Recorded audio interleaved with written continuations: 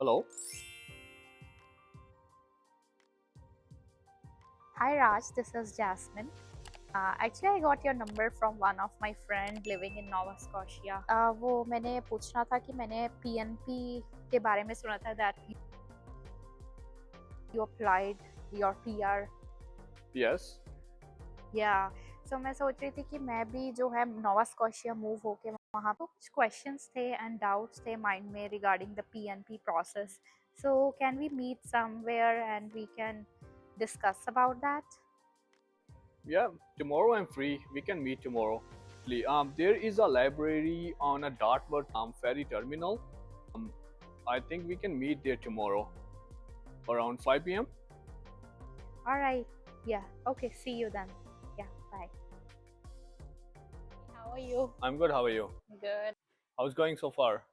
Yeah, it's good. How you are liking Halifax far?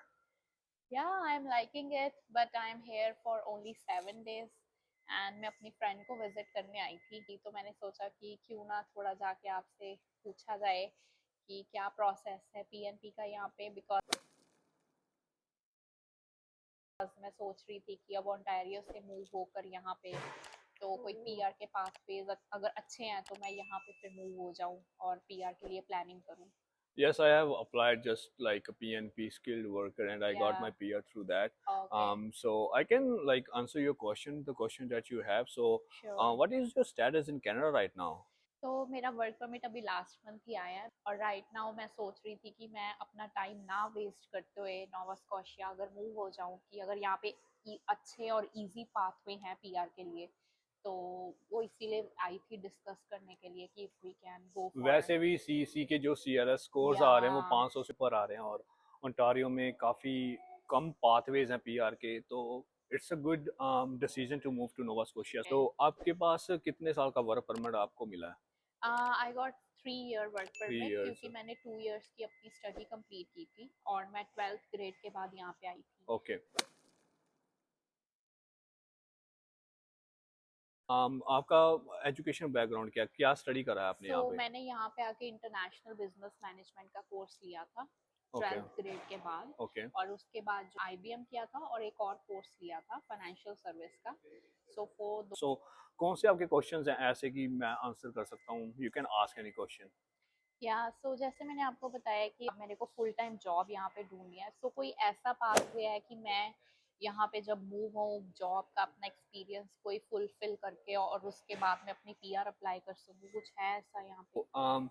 जैसे मैं सबसे पहले आपको ये बताना चाहूँगा कि बहुत सारे PR पाथवेज हैं, बट मैं आपको जो सबसे इजी वाला बताऊंगा जो हर इंटरनेशनल स्टूडेंट्स यहाँ पे लगा सकता है, वो है PNP स्किल्ड वर्कर.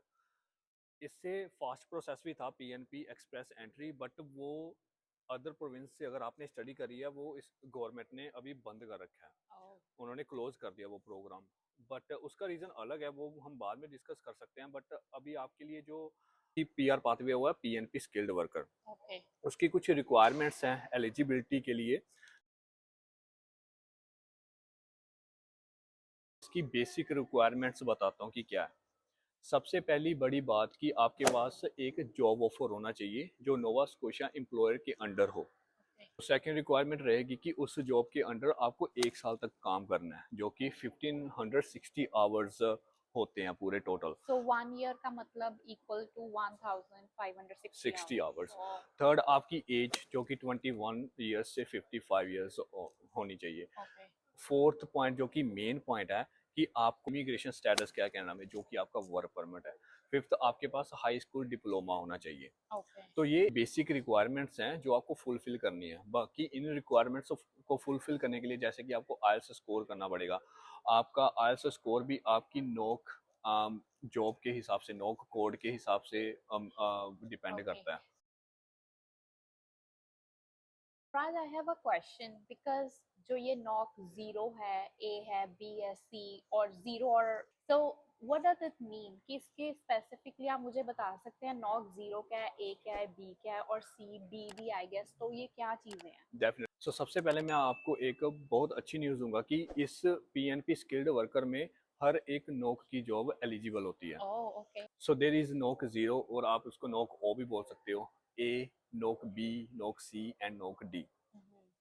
अब नोक जीरो में वो जॉब्स आती हैं, जैसे अगर आपने पीएचडी करी है, डॉक्टरेट करी है, अगर नोक ए में मैनेजर लेवल की, अगर आप किसी कंपनी में मैनेजर हो या फिर किसी भी शॉप पे या कहीं पे भी मैनेजर हो। नोक बी में technical, like technicians are in NOC B. NOC C में अगर आप जैसे कस्टमर रेप किसी बीपीओ में जॉब कर रहे हो या फिर किसी रेस्टोरेंट में जॉब कर रहे हो। और नोक डी में लेबर जॉब्स आती हैं, क्योंकि अगर आप किसी फैक्ट्री में जॉब कर रहे हो या फिर जो नोक डी में आती हैं। तो हर एक जॉब का एक नोक कोड रखा हुआ है, कैटेगरीज है। अभी मैंने सुना था टियर सिस्टम आ गया, बट आई गेस अभी जो पीएनपी चल रहा है प्रोसेस, उसके अंदर ये नॉक की अभी कैटेगरीज जो हैं वो यूज करेंगे, राइट? बिकॉज अभी टियर सिस्टम आ तो गया है, बट पीएनपी के अंदर अभी यही चीजें चलेंगी। yes.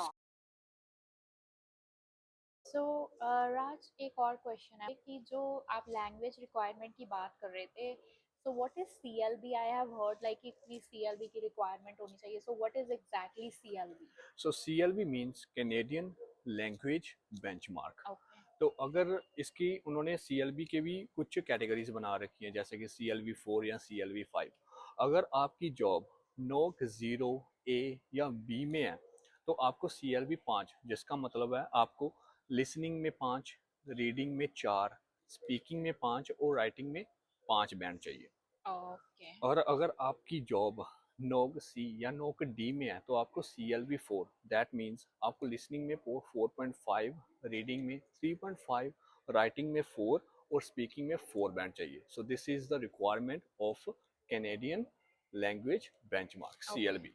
या सो एक और क्वेश्चन, जैसे अभी आपने बोला सी और डी, दैट मीन्स कि सी और डी भी इसमें एलिजिबल है? Yes, this is a good news also. If you are NOC C और डी, सबसे बड़ी बात यह है कि अगर आप वर्कर में लगा सकते हो अपनी file. Oh, that's a good thing, right? Yes, definitely. Because sometime after just completing the studies, we are not able to grab knock B or knock A. Yes, So it's definitely. good if we can go for knock C, and then we are eligible for PNP after 6 month work experience. Yes, but मैं आपको कुछ और भी points बताना चाहूँगा Okay. जो कि बहुत ही ज़रूरी हैं। Okay.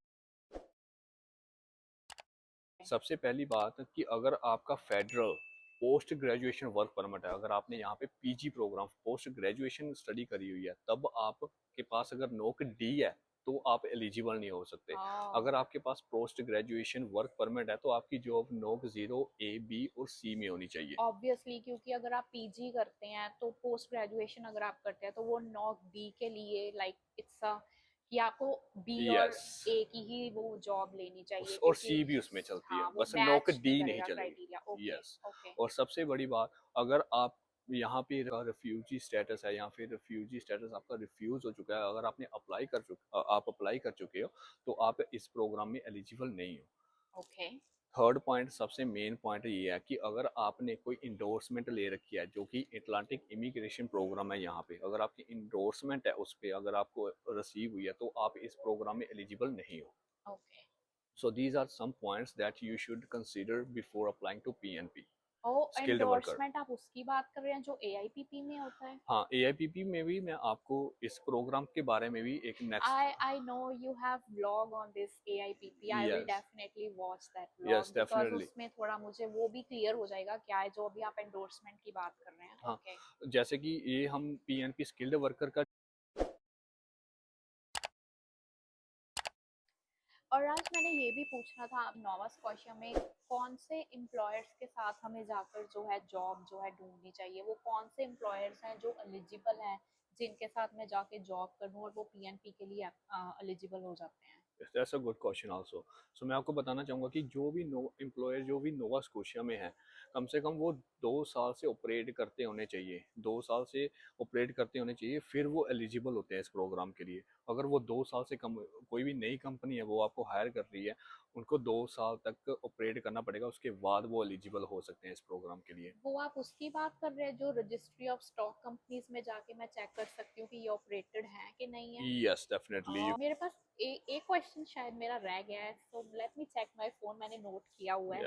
या तो मेरा लास्ट क्वेश्चन ये था कि ये सारा मुझे आपने बहुत अच्छे से सारा प्रोसेस लाइक बता दिया कि क्या क्या इसके अंदर है, but last thing I want to know कि इसके लिए जो डॉक्यूमेंट्स रिक्वायर्ड हैं, जो वर्क एक्सपीरियंस के लिए हमें जो एक जो लेटर चाहिए होती हैं एंड एवरीथिंग वी नीडेड, तो उस वो डॉक्यूमेंट कौन कौन से हैं जो हमें चाहिए?